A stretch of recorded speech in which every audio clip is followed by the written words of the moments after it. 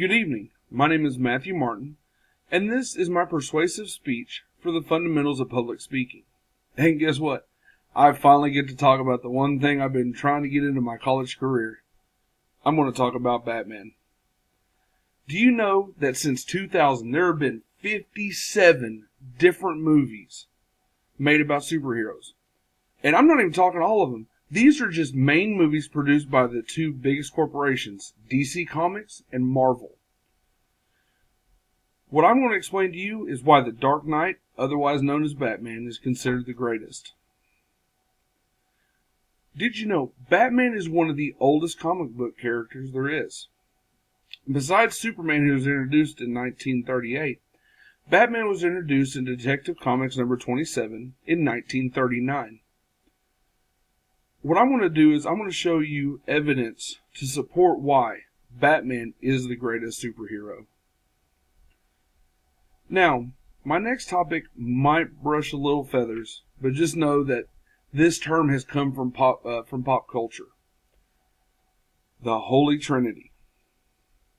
In comic books, the Holy Trinity is considered Batman, Superman, and Wonder Woman.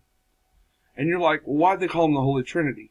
Well, during the golden age of comic books, 1938 to 1950, these were the only three characters that had their own titles. Not being in any other comic books, but had their own main name titles.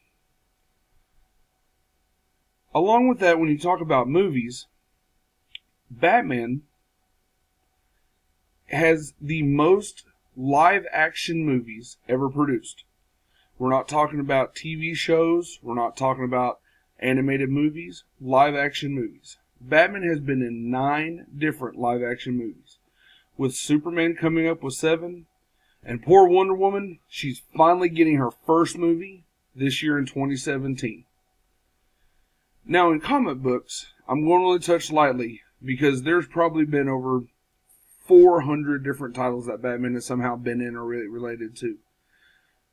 But being a direct character and only counting publications of 5 issues or more, Batman has been in 88 different ongoing titles starting since Detective Comics and going all the way up to the recent title that just come out in the last couple of years of Harley Quinn.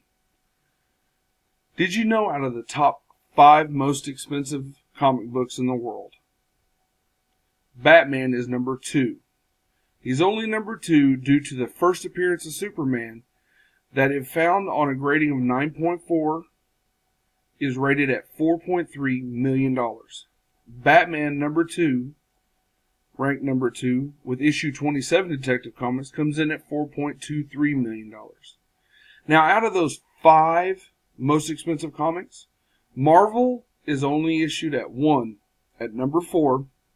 The other 4 slots is taken up by Superman twice and Batman twice. Now, to understand why Batman is the greatest, let's first look at his wealth. He has an inexhaustible wealth that is backed by the Wayne Enterprises. Also with that, his family, the Wayne family, is one of the oldest families and one of the founding families of the fictional city Gotham.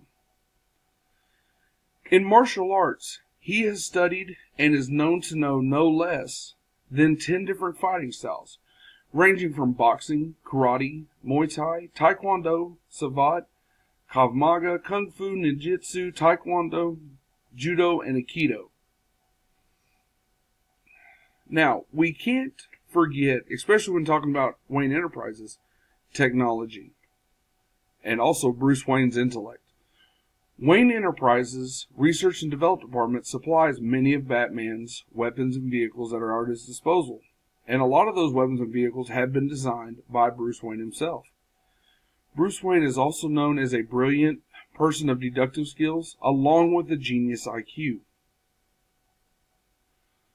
So in conclusion, Batman, if you didn't know this, Batman is the only character that has been noted in comics to hold the ability to kill off every single superhero in the Justice League if they were to go rogue.